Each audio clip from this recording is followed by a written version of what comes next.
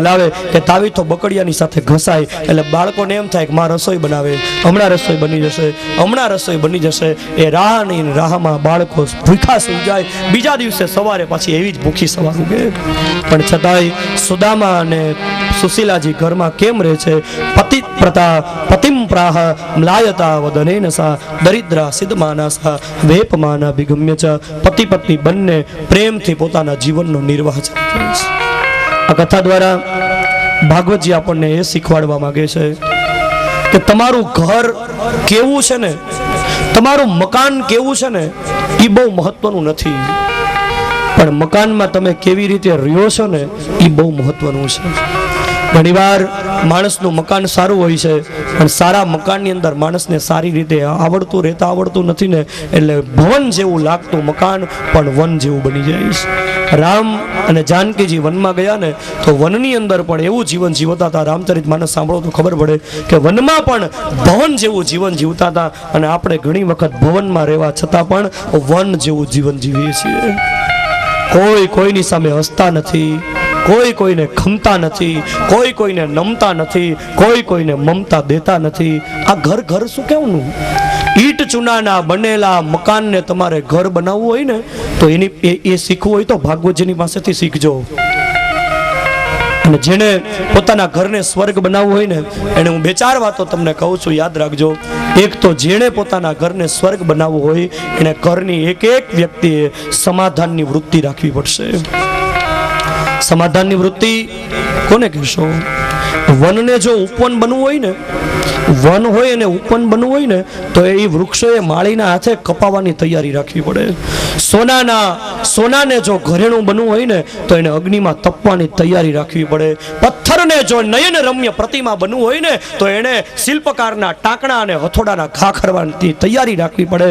એમ ઘરની અંદર સંબંધને ટકાવી રાખવા હોય, ઘરને સ્નેહ અને મીઠાશને જો ટકાવી રાખવી હોય તો જેમ પથ્થરને મૂર્તિ બનવી હોય તો ટાંકણાના ઘા ખાવા પડે, એમ ઘરને જો સાચા અર્થમાં ઘર બનાવવું હોય ને તો દરેક વ્યક્તિએ મનને સમાધાન વૃત્તિવાળું રાખવું પડે. સતત સમાધાન કરતા જાઓ. તમને ન ગમે એવું વર્તન ઘરમાં થતું હોય, મનમાં સમાધાન કરી લ્યો. મોટી વ્યક્તિ કઈ કે તો નાની વ્યક્તિ એમ સમાધાન કરી લે કે મારાથી વડીલ છે, એને મારાથી કેટલા જાજા અનુભવો છે, મારા સારા માટે જ કહેતા હશે ને. નાની વ્યક્તિ કઈ બોલે તો મોટી વ્યક્તિ એમ સમાધાન કરી લે મારાથી નાની વ્યક્તિ છે અને બિચારું નાનું બાળક છે, એનાથી ભૂલ થઈ જાય, હું મોટો છું, છોરું કચોરું થાય પણ માતા કુમાતા થોડું થાય, મારે ન બોલાય, જતું કરો. બીજું, ઘરને સ્વર્ગ બનાવવો હોય તો દરેક વ્યક્તિ સહન કરવાની તૈયારી રાખો. ઘરમાં નવું મકાન બનાવ્યું હોય ને, મકાનની અંદર સરસ મજાનું કલર કામ કર્યું હોય ને તો છોકરાઓ બોલપેનથી લીટા કરતા હોય ને દિવાલ ઉપર તો માં તરત ટપારશે, એ બોલપેનથી લીટા કરમાં દિવાલ બગડી જશે.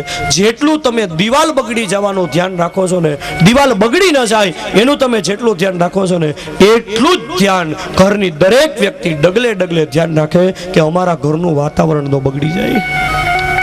ઘરનું વાતાવરણ ક્યારે બગડે? એકાબીજી વ્યક્તિ જ્યારે સમાધાનની વૃત્તિ નથી રાખતા, કોઈ કોઈને સહન નથી કરતા, ત્યારે સ્વર્ગ જેવું ઘર નર્ક બની જાય. એકાબીજા ઉપર કોઈ દિવસ ક્રોધ ન કરો. ઘરની અંદર કોઈ દિવસ કટાક્ષયુક્ત વચનો ન બોલો. ડ્રૂના ઢગલા માટે જે કામ દિવાસળી કરે છે ને એ જ કામ ઘરને સળગાવવા માટે કટુ વચન કરે છે. કોઈ દિવસ કટાક્ષ ભર્યા વચનો, મેણાટોણા કોઈ દિવસ ઘરમાં ન બોલો. ક્રોધ કોઈ દિવસ ઘરમાં ન કરો. ક્રોધ આવે તો કદાચ ક્રોધને કોઈ દિવસ જીભનો સાથ ના આપો. કાલે જ મેં કીધું હતું ક્રોધ ભયંકર છે, પણ ક્રોધ જ્યારે અતિ ભયંકર ક્યારે બને છે કે જ્યારે ક્રોધને જીભનો સથવારો મળે છે. ક્રોધને દબાવી રાખો. ક્રોધ કોઈ દિવસ સામેવાળી વ્યક્તિને આક્રોશ ભર્યા વચનો ન કહો. ઘરની અંદર પ્રેમ, નાની વ્યક્તિ મોટાને હંમેશા નમતી રહે, મોટી વ્યક્તિ કાયમી નાની વ્યક્તિને મમતા દેતી રહે તો ઘર સ્વર્ગ બની જશે. ઘરને સ્વર્ગ બનાવવા માટે આ બહુ જરૂરી છે. આજે સમાજમાં મકાન સારા બનતા જાય છે પણ મકાનની અંદર રહેનારા માણસોનું વાતાવરણ બગડતું જાય છે. શીખજો, આ કથાની પાસેથી કંઈક શીખજો, આમાંથી કંઈક લેજો. નહીતર આ 7 દિવસના પાડેલા મારા બરાડા એમને નિષ્ફળ જશે. માત્ર મેં પહેલા દિવસે જ કહ્યું હતું, પિતૃઓના મોક્ષ માટે જ જો ભાગવત કથા કરવી હોય તો બ્રાહ્મણને બોલાવી 18,000 શ્લોકોનો પાઠ કરાવી લો, પિતૃનો મોક્ષ થઈ જશે. આ માઇકમાં પ્રવચન કરવાનું, આ બધા લોકોને ભેગા કરીને પ્રવચન કરવાનો હેતુ શું છે? આ કથા દ્વારા આપણે આપણા જીવનને સુધારવાનું છે. અને જીવનને જો તમે તમારા જીવનને સુધારી દેશો ને તો તમારા પિતૃઓના મોક્ષ માટે પ્રયત્ન નહીં કરવો પડે. સંસ્થાનનું જો જીવન સંસ્કારી બની જશે ને તો પિતૃઓનો આપોઆપ મોક્ષ થઈ જશે. અને એટલા માટે નરસિંહ ભગવાન પ્રહલાદજીની પાસે સપ્તમ સ્કંદમાં મેં કીધું હતું, પ્રહલાદે કીધું કે મારા પિતા હિરણ્યકશિપુને તમે મુક્તિ આપો. ત્યારે પ્રહલાદજીની પાસે ભગવાન પોતાના મુખેથી બોલ્યા, ત્રિસપ્ત પિતા પુતા પવિત્ર સહતેનક, હે પ્રહલાદ, તારા જેવો સંસ્કારી દીકરો જેના કુટુંબમાં થાય ને એની 21 પેઢી તરી જાય. આ સંસ્કારો મેળવવા માટે તો કથા જ, આની પાસેથી કંઈક લેજો. પણ આપણે તો બસ સાંભળવા ખાતર સાંભળવી, વ્યવહાર સાચવવા ખાતર આવવું, ઊભા થવું ત્યારે કપડા ખખેરીને ઊભા થવું. મહારાજની કથા કપડામાં જોટવી ન જોઈએ. આજે સમાજમાં કથાઓ બહુ થાય છે, કથાકારો બધા પ્રેમથી કથા કરે છે, ખૂબ ભાવથી કથા કરે છે, સાંભળવા વાળાનો કોઈ પાર નથી. પણ સમાજમાં જેટલી કથાની અસર થવી જોઈએ એટલી નથી થતી.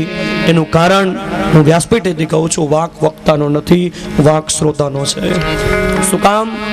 ખેતર એનું એ હોય, બીજ એના એ હોય, વાવનારો એનો એ હોય, પણ ફળદ્રુપ જમીનમાં જો બીજ વાવે ને તો એ બીજને ઉગતા વાર ન લાગે, એ બીજમાં પાક સારો આવે.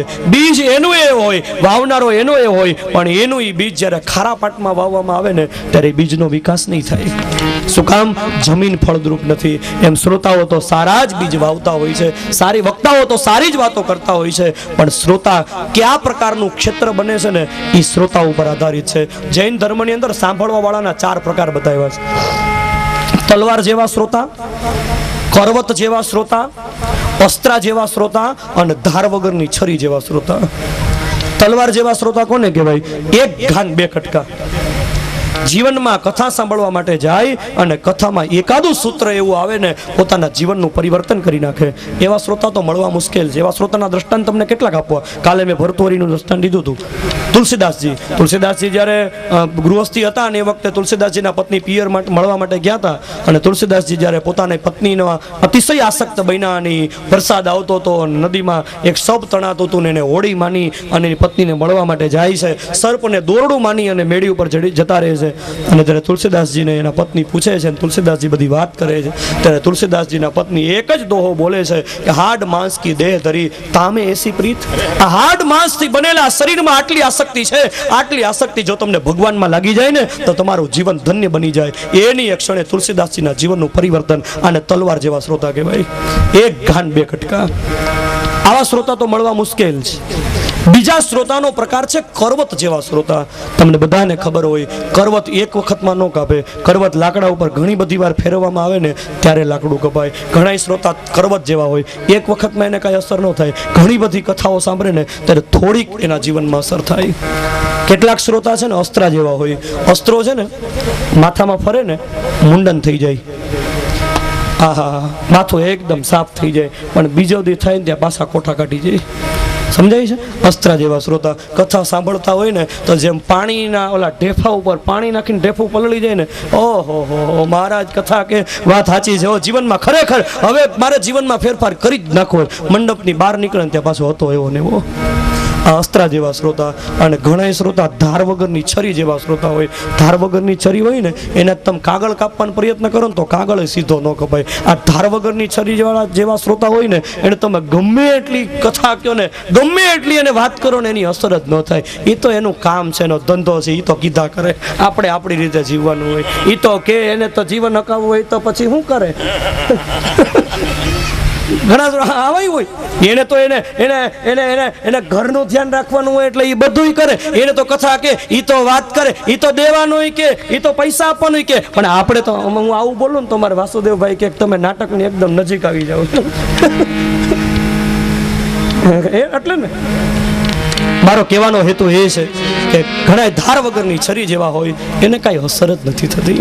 આ સમાજની આ દશા જોઈ અને સંત પુનિત મહારાજ એક બહુ જૂનું ગુજરાતી કાવ્ય, અરે આવી વાત કદી આપણાથી થાય નહીં, આવી જાય હોઠે તો બોલું બોલાય નહીં. અરે આવી વાત કદી આપણાથી થાય નહીં, આવી જાય હોઠે તો બોલું બોલાય નહીં।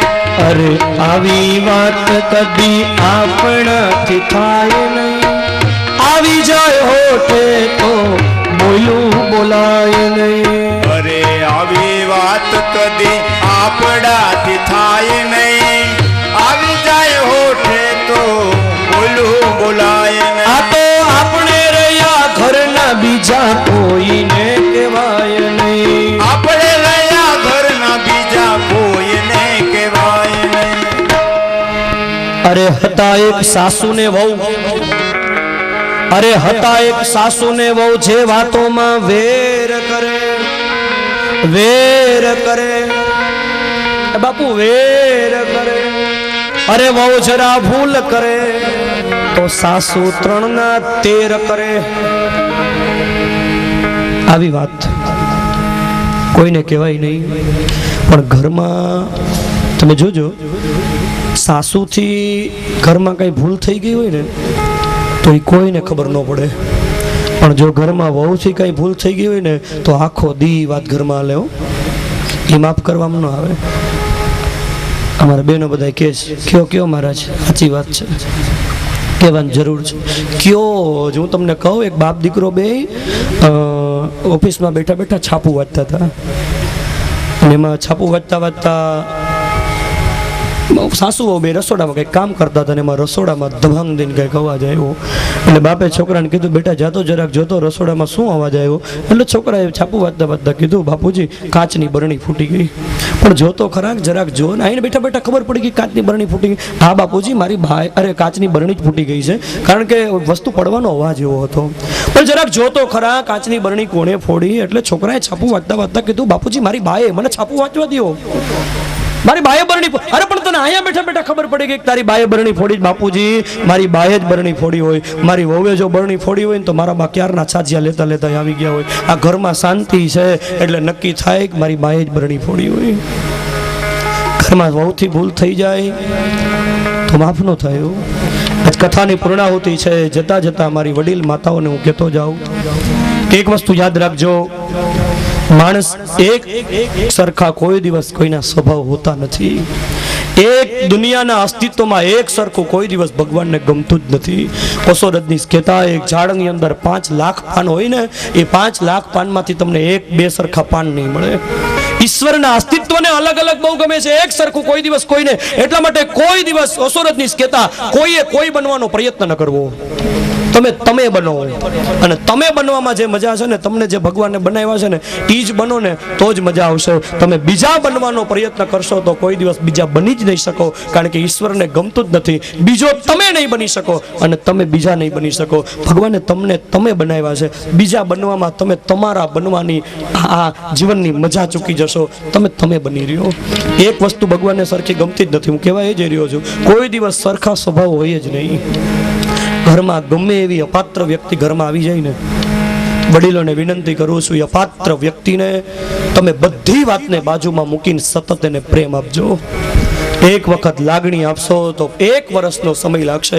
સતત જો એના દુર્ગુણોને જોયા વગર તમે એને લાગણી આપ્યા કરશો ને તો ગમે એવી અપાત્ર વ્યક્તિ હશે એ લાગણીના હિસાબે સુપાત્ર થયા વગર નહીં રહે। મહાભારતની અંદર ભગવાન શ્રી કૃષ્ણને યુધિષ્ઠિરે પ્રશ્ન કર્યો હતો કે પ્રભુ મને એ બતાવો કે આ દુનિયામાં એવું કયું શસ્ત્ર છે કે જે સાંકળ વગર બાંધી દે ને તલવાર વગર રાજ કરે। તલવાર વગર રાજ કરીને સાંકળ વગર બાંધી દે।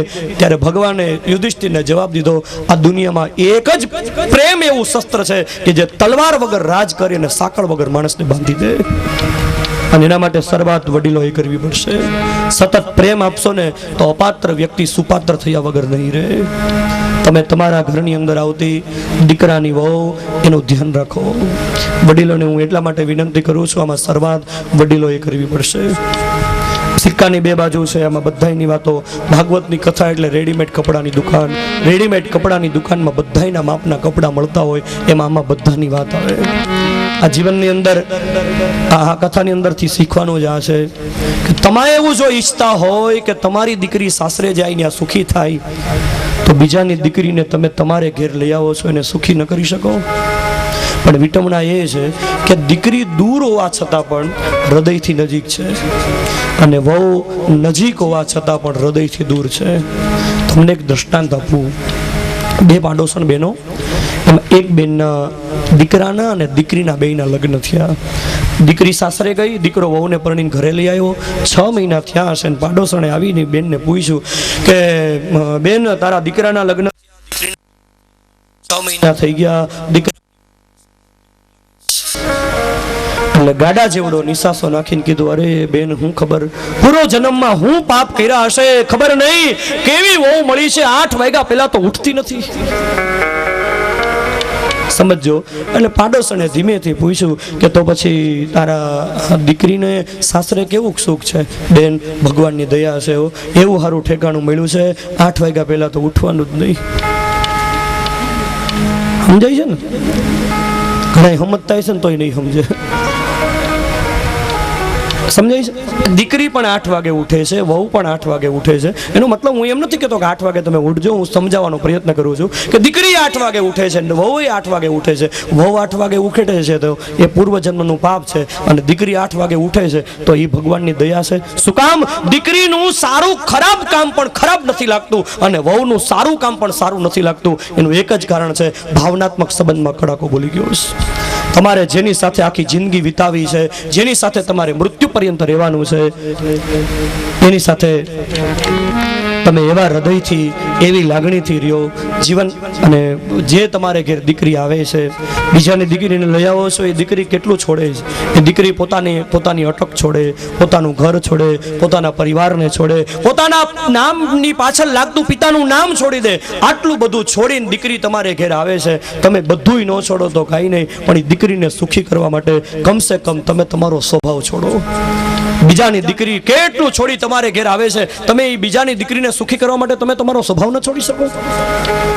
શીખજો આ કથાની પાસે. અરે હતા એક સાસુ ને વહુ, જે વાતોમાં વેર કરે, વહુ જરા ભૂલ કરે તો સાસુ 3 ના 13 કરે. નિત્ય જાય કથામાં. કવિ લખે છે એને પાછું કથામાં તો જવું પડે હો.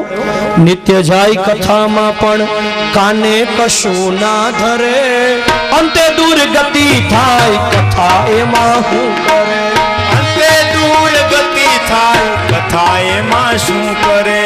અરે આવી વાત કદી આપણાથી થાય નહીં, આવી જાય હોઠે તો બોલું બોલાય નહીં. અરે આવી વાત કદી આપણાથી થાય નહીં, આવી જાય હોઠે તો બોલું બોલાય નહીં. બોલું બોલાય નહીં, બોલું બોલાય નહીં. તમને એમ થશે કે અમારા જે 7 દિવસ સુધી કથા કીધી એમાં સાસુ કે ભાઈ ભૂદેવો ધીમે સ્વાહા બોલજો. 7 દિવસ સુધી કથા કીધી, એમાં સાસુ વહુની વાતો આવી, માતા પિતાનો દીકરા પ્રત્યેનો પ્રેમ, બધી કથાઓ કીધી. પણ આમાં મહારાજને પોતાનું કાંઈ ન આવે. હવે અમારી વાત આવી. અરે હતા એક કથાકાર. હવે બધા કેવા રાજી થઈશ. અરે હતા એક કથાકાર જે ગામો ગામ કથા કરે, વાણીના વિલાસમાં લોકો કેરા મન હરે, દેવ ઉપદેશ બીજાને પણ પોતે કશું ના કરે. કથાકાર વ્યાસપીઠેથી કથા કહેતો હોય અને પછી અમે અહીંયા તમને ઉપદેશ કરીએ કે વ્યસન, નશો એ નાશનું મૂળ છે, વ્યસન છોડો, વ્યસન તમારા જીવનને બરબાદ કરી દેશે. અને પછી અમે તમાકુની ભૂંગળી ખિસ્સામાં નાખીને બેસીએ તો એની સમાજમાં કોઈ અસર ન થાય. કથાકારના જીવનમાં આચરણ. અમારા વડીલ કથાકારો વાત કહેતા કે ગોર મહારાજ ગામમાં કથા, ગામના મહારાજ કથા વાંચવામાં, અને એમાં મહારાજે એક દિવસ બરાબર કંઈક રંતીદેવ રાજાનો પ્રસંગ હશે અને ગોર મહારાજના પત્ની બરાબર કથા સાંભળવા માટે આવેલા, અને એમાં મહારાજે અન્નદાનનું મહત્વ બતાવ્યું. ટુકડો ત્યાં હરી ઢુકડો, અન્નદાનનો બહુ મોટો મહિમા છે.